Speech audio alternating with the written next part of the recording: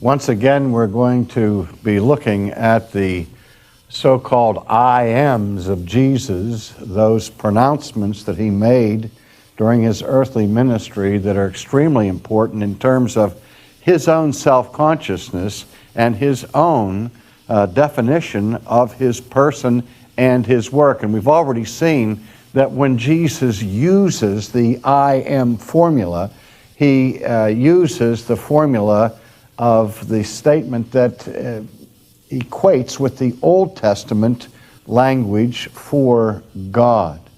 And so we've seen already two of the I ams, and today we're going to look at the statement that Jesus makes in John chapter 10, I am the door. Now before we look at that, I have to say that in this same passage, Jesus expresses another important I am when he calls himself the Good Shepherd. And so in the same context, in the same discussion, Christ calls himself the door and the Good Shepherd. Now those two expressions have to be distinguished one from another because they don't mean precisely the same thing. But even though we distinguish between them, we must never separate them because they are so closely related one to the other. And so the first of the two that Jesus expresses is the statement, I am the door. And let's look at the context for this in John chapter 10, beginning in verse 1, where Jesus said, most assuredly, I say to you, he who does not enter the sheepfold by the door, but climbs up some other way, the same is a thief and a robber. But he who enters by the door is the shepherd of the sheep, and to him the doorkeeper opens, and the sheep hear his voice, and he calls his own sheep by name, and leads them out. And when he brings out his own sheep, he goes before them, and the sheep follow him, for they know his voice.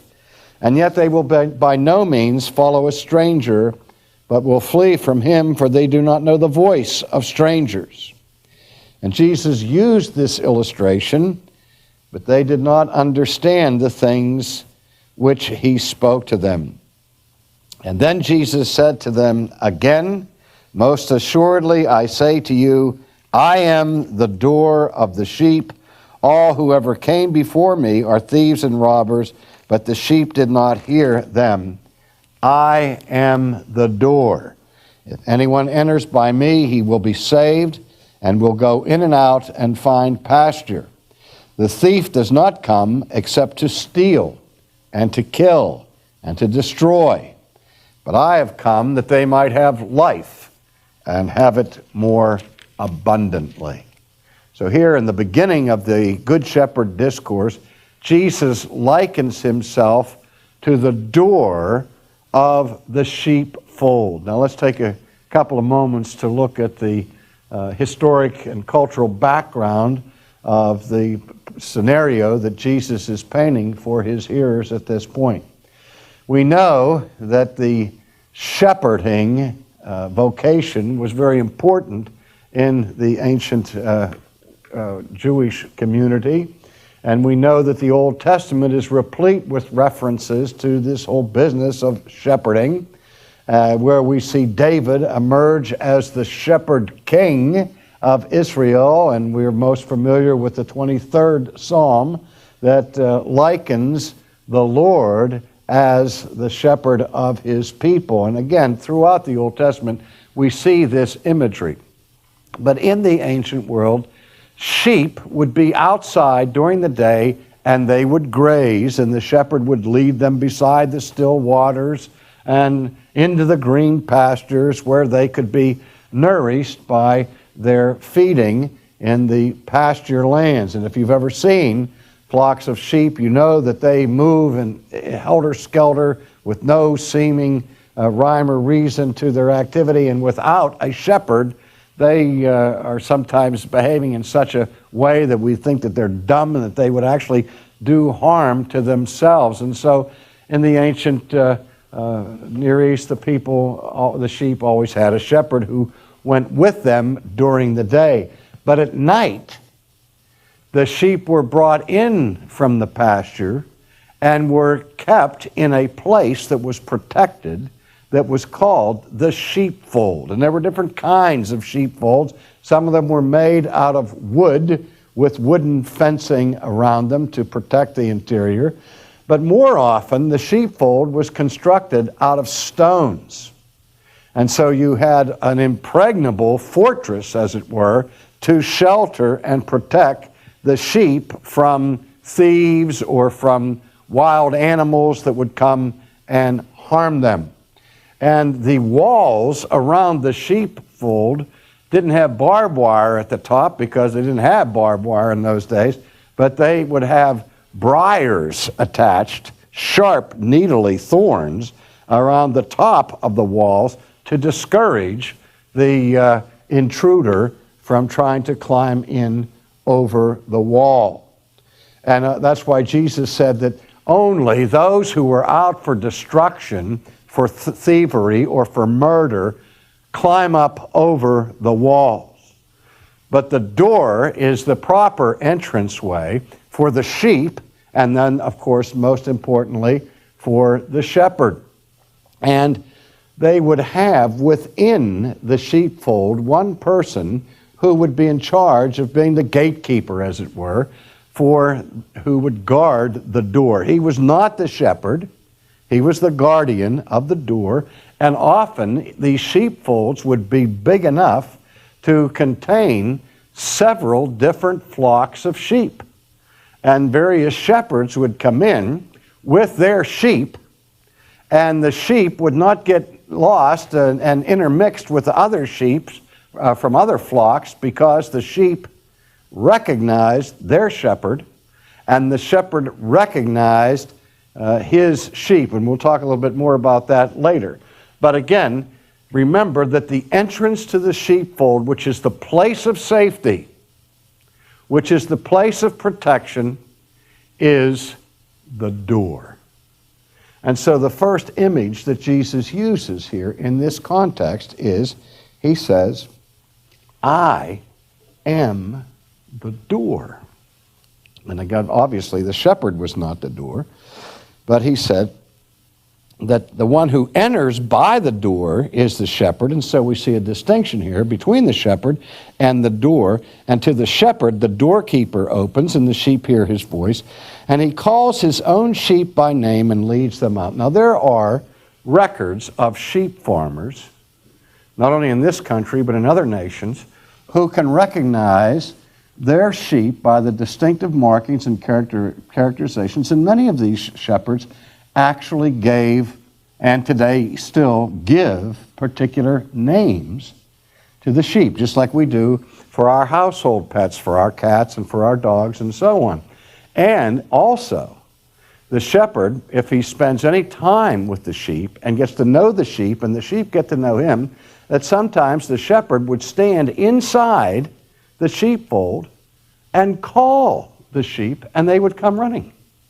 Because the sheep, who were supposedly dumb animals, recognized the voice of their shepherd, and they wanted to be where the shepherd was. And so when the shepherd would call them by name, they would come running into the sheepfold. But again, the only way of entrance into the sheepfold was through the door. And so to the shepherd, the doorkeeper opens, the sheep hear his voice, and he calls his own sheep by name and leads them out. And when he brings out his own sheep, and that is when he leaves the sheepfold, he goes first and he leads the sheep through the door to go back out into grazing. And again, the sheep follow him. So there's an emphasis here, even before the metaphor of the good shepherd, of the behavior of the sheep with respect to the shepherd. Now, notice the immediate context for this illustration that Jesus is giving. I mean, so often when we read the New Testament and we pick up something that begins with a particular chapter, we almost think that it's an isolated incident from what went before it. But chapter 10 follows exactly on the heels of chapter 9, and in the original gospel there were no chapter divisions or verse divisions, and so we have to look what immediately precedes this discussion to see what motivates Jesus to give this illustration. And if you recall, when we looked at the statement, "I am the light of the world," one of the contexts in which Jesus made that statement was with respect to his healing of the man born blind, who, by the touch of Jesus, was able to see light for the first time in his life.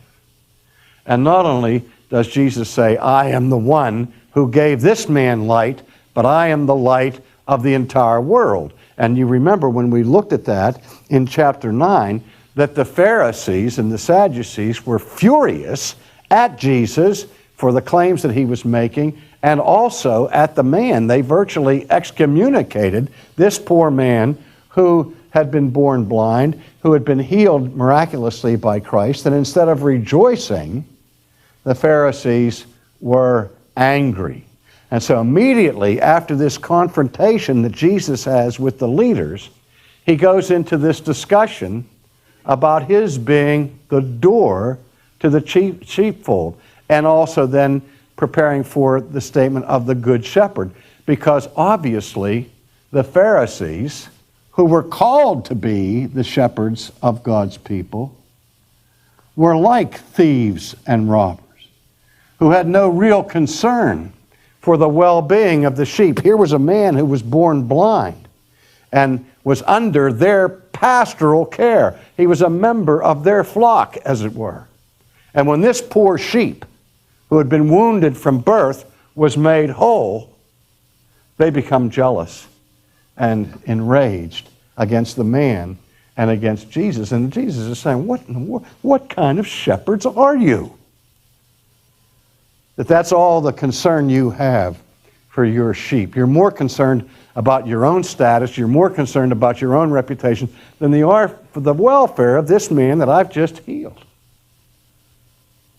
And so that's the context in which Jesus makes this statement about the door.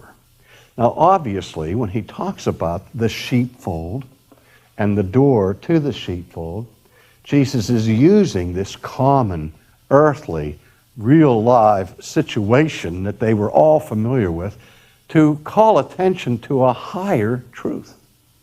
Remember, at the heart of Jesus' parables and of his illustrations is his communication about the kingdom of God. And what Jesus is saying is that God has a sheepfold, that God has a place of sanctuary, God has a place of safety, God has a place of everlasting peace and protection, where God is the mighty fortress for his people. And that fortress, like the sheepfold, has a door. And so Jesus is speaking of heaven, of the kingdom, of the presence of God.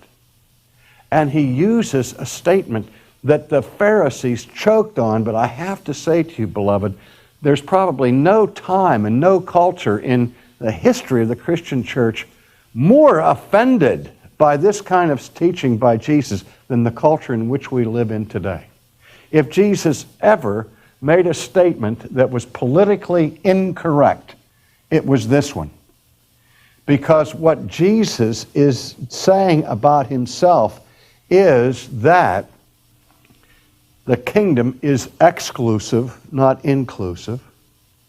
And the sheepfold doesn't have 15 different doors, 15 ways to get in. There's only one door. As the New Testament repeats, there's only one mediator between God and man. That the flock of God has one shepherd, one door. And the only way into that door is through the one who is the door. And that's what I say when Christians say, one way. That's so offensive to the inclusive pluralistic culture in which we live. Christians are frowned upon when they talk like this, but again, it's Jesus who makes that statement. And the apostles, Peter says, there's no other name under heaven through which men must be saved. In another of the I ams that we'll look on, Jesus says, I am the way, the truth, and the life. No one comes to the Father but by me. And so again, if there's ever a time when Jesus makes a statement that provokes conflict among his contemporaries, it's here when he makes this statement about himself. Let's look at it again when he says, he who enters in by the door is the shepherd of the sheep, and to him the doorkeeper opens, the sheep hear his voice, and so on. And then in verse 7, Jesus said to them again, truly, truly, or most assuredly, I say to you, I am the door of the sheep. All who ever came before me are thieves and robbers. Now, to whom is he referring? I don't think he's referring to the prophets of the Old Testament. He's not calling Moses a thief or a robber. He's not calling Isaiah a thief or a robber. But he's referring to those who were false messiahs, those who claimed to be the way to God. Now, again, if you're going to interact with the scriptures of the Old and New Testament, and then interact with the pluralistic culture in which you live, which tells you from the time you're little children, there are many ways to God. It doesn't matter what you believe, whether you're a Buddhist or a Hindu or Confucian or a Taoist or whatever else. All these different roads go up to God. God has had many sons, many avatars, many manifestations or incarnations in this world. And we want to have this all-inclusive concept.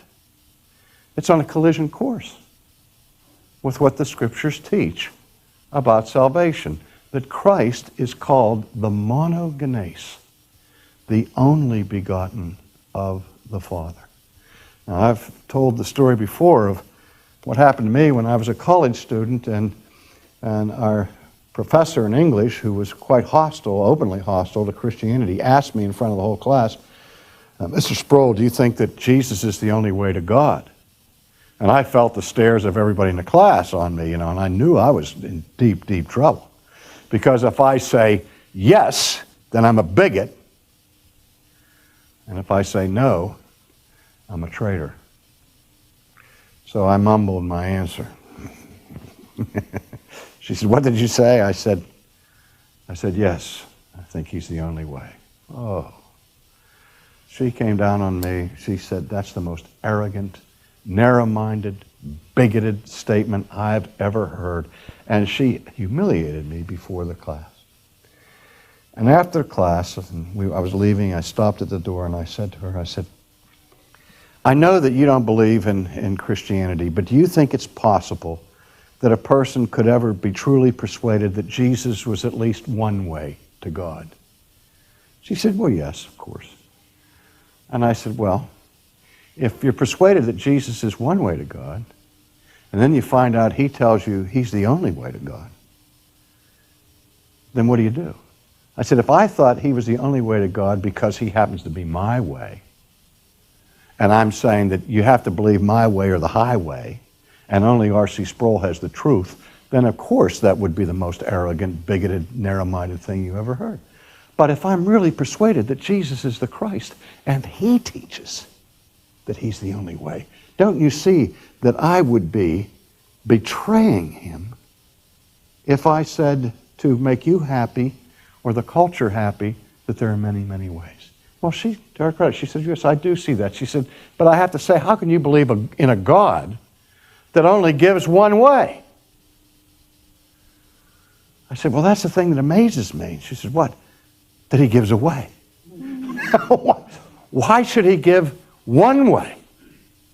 And what he has done, the extent to which he has gone to redeem a fallen world through the ministry of Christ, whose life and person isn't worthy to be compared with Buddha or Mohammed or Confucius or anyone else. They're all dead.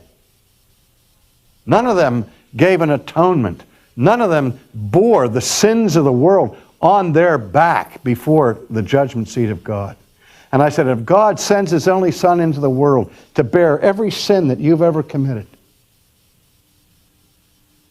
and He kills Him in your place, and then says if you put your trust in Him, He's going to forgive every sin that you've ever committed, and He's going to give you everlasting life so that you'll never die, that you will live forever with no more pain, with no more disease, with no more darkness, with no more trouble. And I said, and are you going to look at Him and say, you haven't done enough? We are so arrogant that we demand that God gives us 5 doors into the sheepfold. And we reject Jesus' own teaching when He says, yes, there is a broad way. If you don't want to be narrow, there's a broad way. Broad is the way and wide is the door that leads to the sheepfold? No. That leads to destruction. And many there are who go in at that point. But Jesus said, narrow is the way and straight is the gate that leads to life, and few there be who find it. And so Jesus says, if you want to enter in, if you want to go to that place of safety, you have to come through me. And He says, again, later on, if anyone enters by me, he will be saved. And he will go in and he will go out. He'll go into the place of safety. He'll go out to the green pastures. The thief does not come except he tries to scale over the walls. He comes to steal, to kill, and to destroy. But I have come as the door that they may have life and have it more abundantly. So Jesus, when He says He's the door to the sheepfold, is also saying He is the door to life itself, Zoe, the transcendent kind of life that He came to give. This is why I'm here, He says, to bring life, abundant life, the kind of life that only occurs on the other side of the door. And if you want to stay outside that door, or try to find another way in except through that door, you will miss that life. You will miss that kingdom. You will miss the Father's house. But He said, I am the door. Come through me, and that life is yours.